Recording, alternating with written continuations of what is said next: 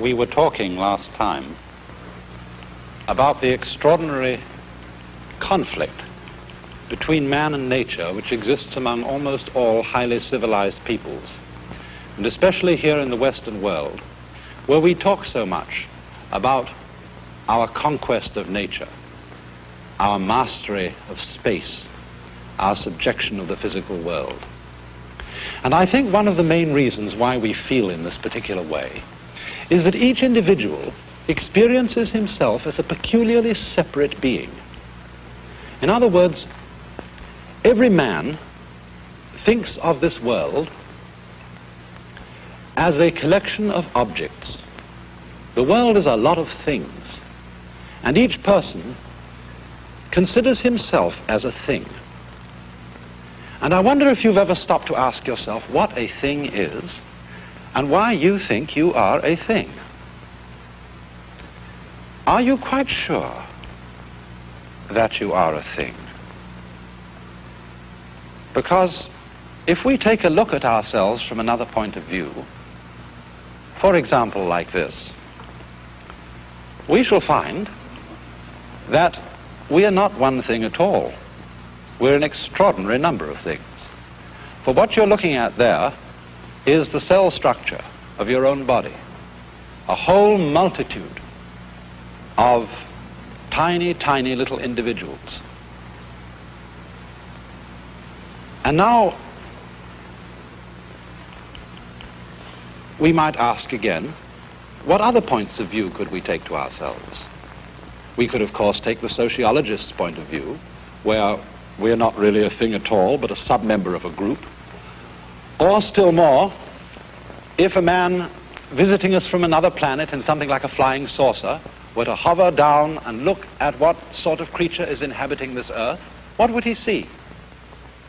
Let's take a look and get some idea of his view. This is the kind of creature he would find inhabiting this planet.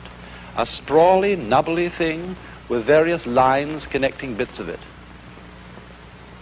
That would be, in his view, the kind of thing that we are. For you see, how many things we are depends upon the point of view which one takes.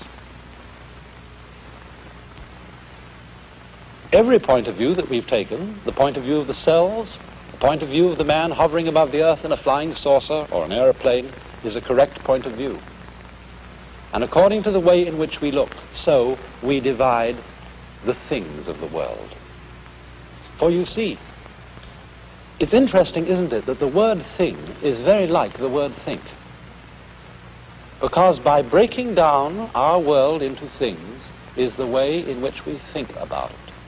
We break down what we call the material world into objects and assign to those objects the kind of words we describe as nouns. And then the world of action we break into events and assign to events the kind of word we call verbs. But things and events are fundamentally the ways of breaking up our complex world so that we can think about it. I wonder if any of you have ever been to a psychologist and taken a Rorschach test and been asked to look at one of these extraordinary blots. Now, actually, the blot that we're looking at here isn't a real Rorschach blot because you're not allowed to show them in public in case people saw them before the test. But they're something like this. And they're made by splodging ink on paper and folding the paper over so that you get a symmetrical block. And the psychologist says to you when you look at that, now please will you tell me a story about it? What do you think it looks like? And you might say, well, I think it looks like a great big cat face, or maybe it's a woman's handbag, or maybe it's a dancer waving his arms in front of a pair of pine trees with some rocks around. All sorts of stories you could invent about it, anything you like. And the psychologist will use the kind of information that you've given him, the sort of things that you project out of your own mind into that blot, and he will then form some diagnosis of the kind of person you are. But you see, he's not interested in the information which you give him about the blot as a description of the blot. He's interested in what you say as a description of what is going on inside you. In other words, what you are saying about that blot is a projection of yourself into its strange and complicated conformations. Now you see, our whole world is in many ways not so very much unlike this peculiar blot. And you might think that there might be some persuasive person who stands up and gives a story about the blot of the world, and other people agree with what he says. He says, look here, that's a mountain, that's a tree, that's a rock. And everybody else would agree because he was so persuasive. And we would all be beginning to give the same story about the cosmic Rorschach blot. Because after all, our world is a very wiggly affair. Consider, for example, clouds.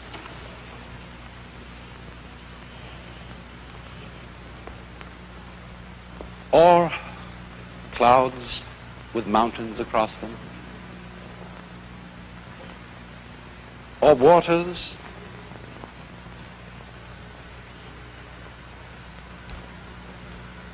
Or stars. All the world is a wiggly affair. Not at all unlike that blot we were looking at. And we have to find out ways of making sense of it. Perhaps one of the things that one of the strangest and most difficult to understand things that men first began to make sense of in this kind of Rorschach blot interpretation way were the stars in heaven. And one of the ways in which they did this was to project upon the skies figures of all kinds of mythological monsters and beasts, such as the idea of a dipper for the Great Bear, for those stars in the Great Bear that look, like a ladle, or some people call them the plough. Or here, perhaps on a celestial sphere of this kind, you can see quite clearly the outline of the constellation Leo, the lion. A lion drawn in the sky, so that men could find their way about in the stars, recognize their outlines by associating certain groups of stars with familiar images. But you see, this is fundamentally a projection of ideas out of our own minds onto nature. Nature itself will take all kinds of different projections, and no one is necessarily the right one. They work for us so long as we agree about them. That is, so long as we abide by convention. And in Indian philosophy, the fundamental word for this kind of thing is the Sanskrit term Maya. I'm going to write that down for you.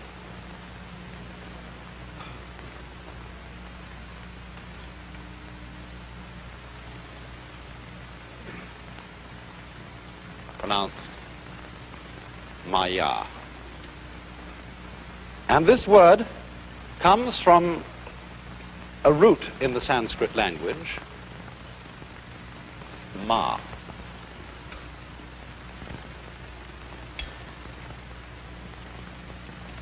And the word ma is at the basis of all kinds of words that we use in our own tongue.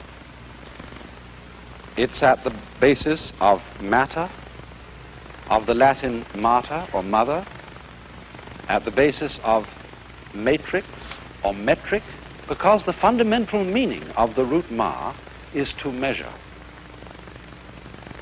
And so it works in this sort of way. I was talking about our world being wiggly. Something like this.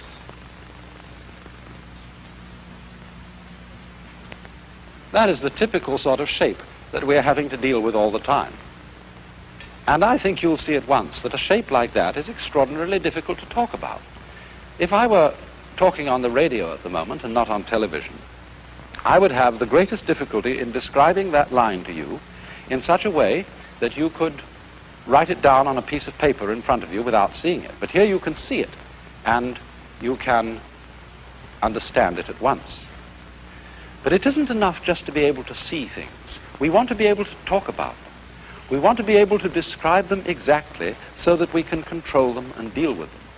I mean, supposing this were the outline of a piece of territory on a map, then you might want to tell someone an exact spot to which he should go. And then you would have to be far more precise about it than you can be when you just get the general idea of it by looking at it. And so we introduce then the idea of Maya by essentially doing this. This might be called a matrix. A line crossed, lines crossed by lines in a very formal, simple pattern. And the moment we do that, it becomes very easy indeed to talk about this wiggly line, because we could, for example, number all these squares across 1, 2, 3, 4, 5, 6, 7, 8, 9, 10, and so on. We can also number them downwards.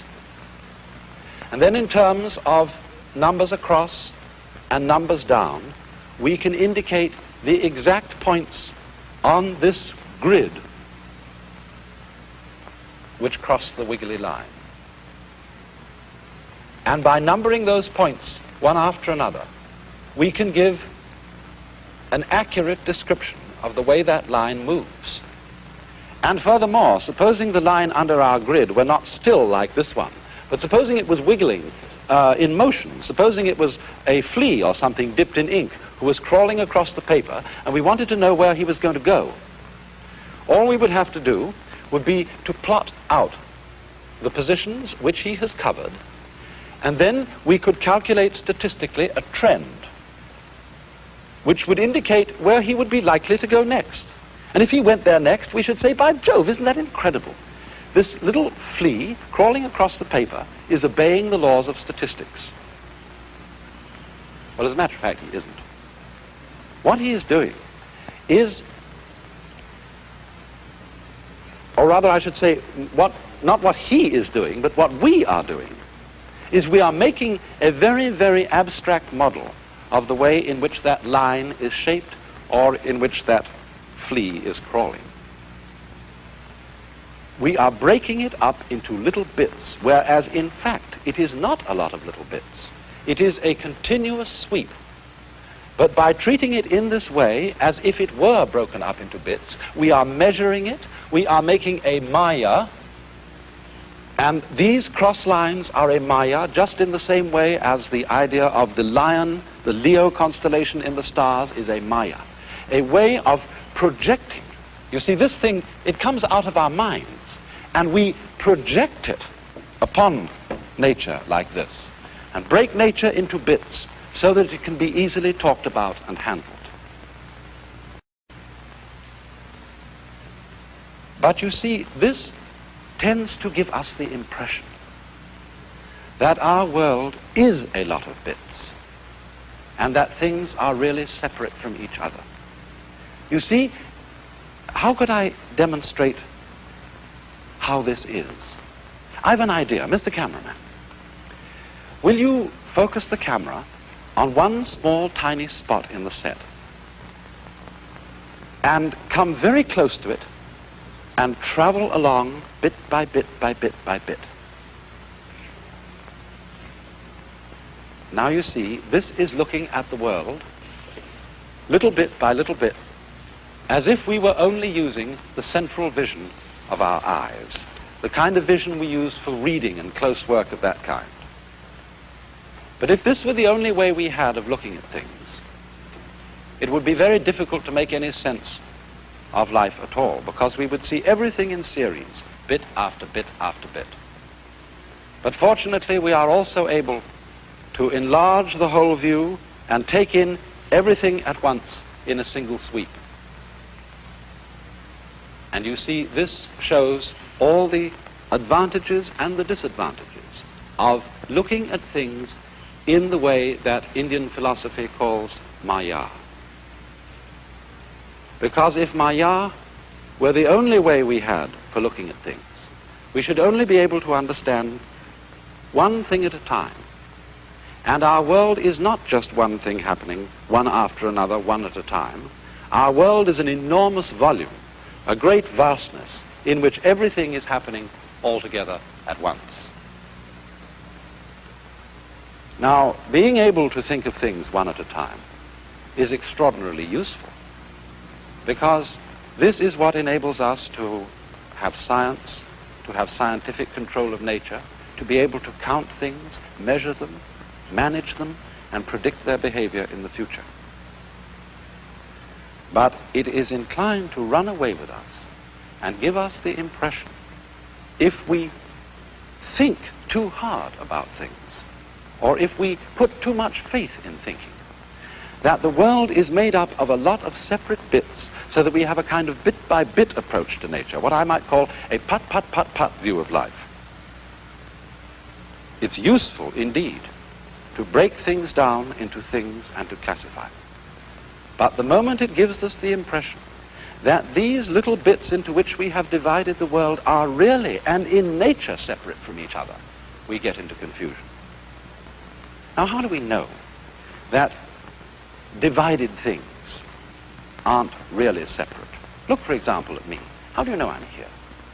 How can you make out the outlines of my body?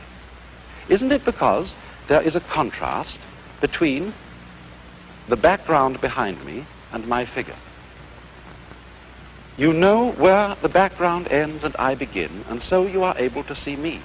But now, what would happen if the background should vanish and disappear, and I would no longer be there, but the figure in the ground instead would be my button?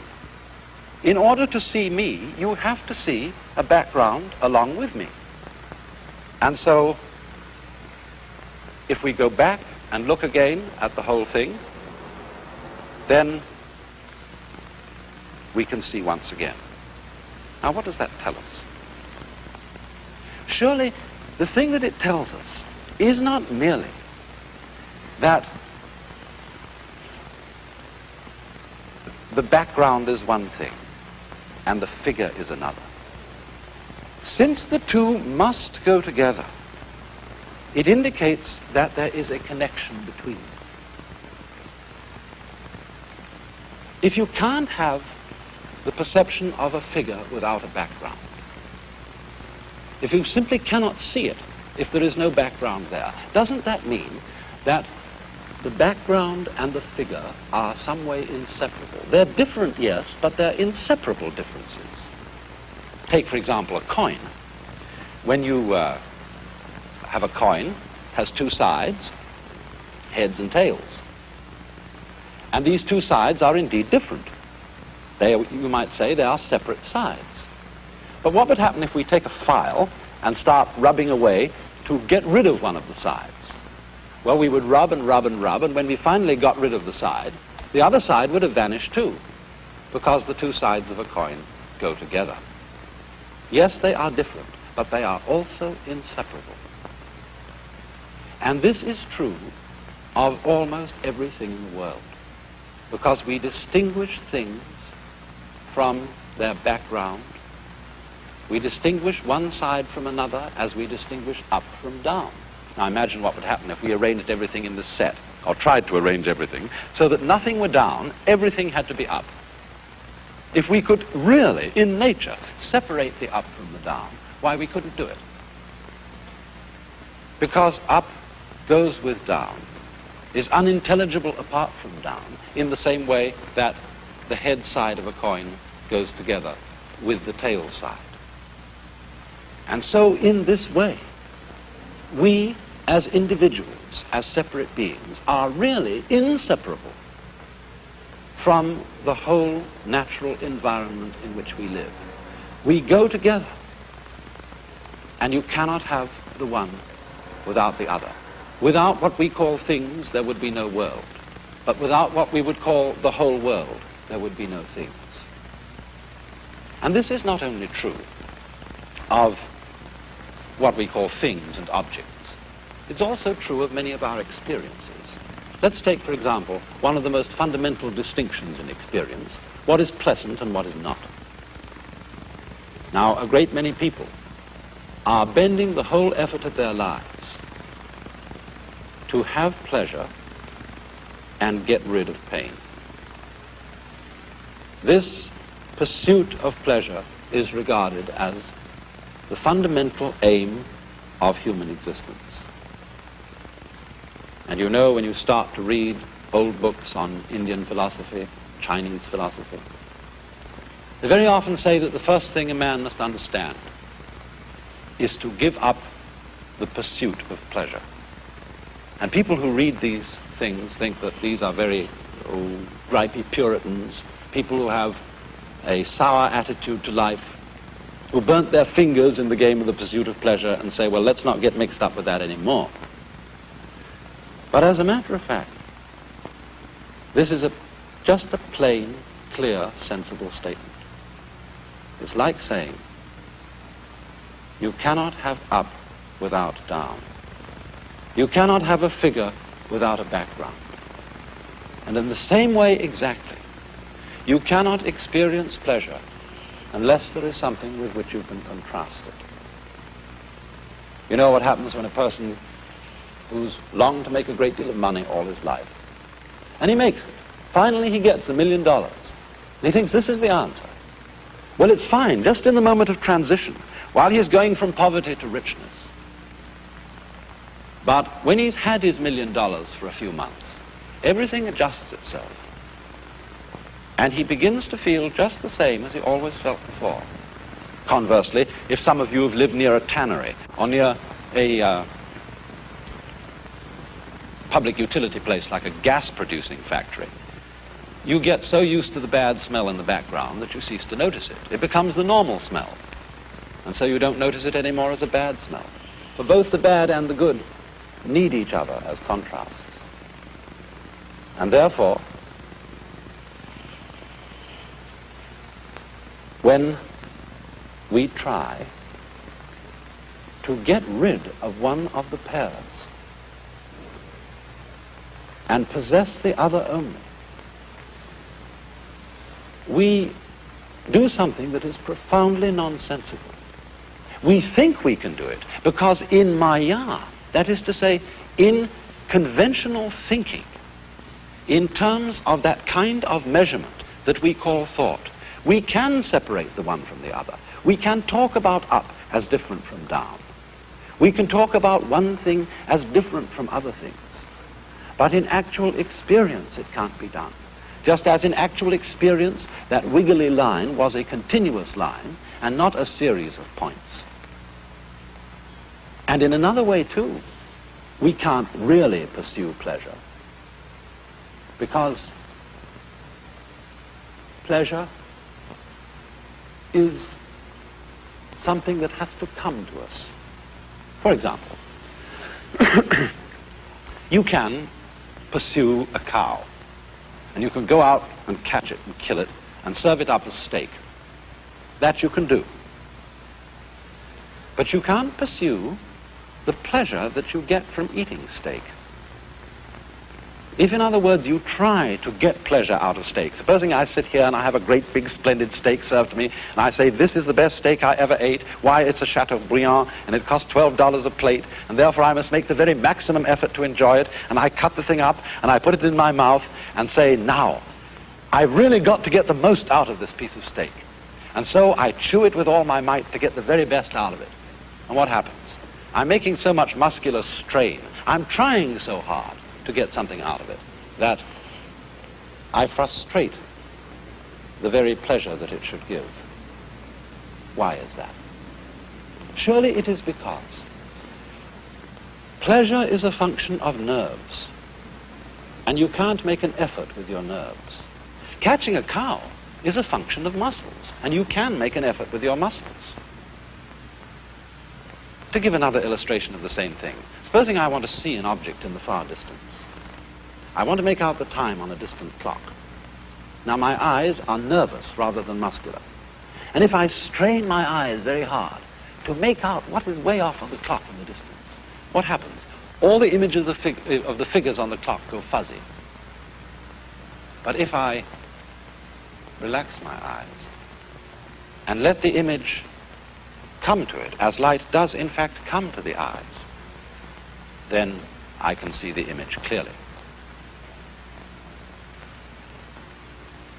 So, when we think of the world, as consisting primarily of a lot of disconnected things, and ourselves as one of them, so that we go out and get those things, or we can push those things around to suit ourselves. We forget so easily that the entire system of nature, ourselves included, is interconnected in every conceivable way. You know what happens when you think, well, we've got a lot of mosquitoes around here, all kinds of insects that bite us and bother us. Let's get rid of them. So we bring in the DDT and we send an aeroplane over and spray the whole surrounding territory with DDT. And what happens? Suddenly we find that other insects or other pests which those insects we destroyed were feeding upon multiply and increase, and we have a new problem.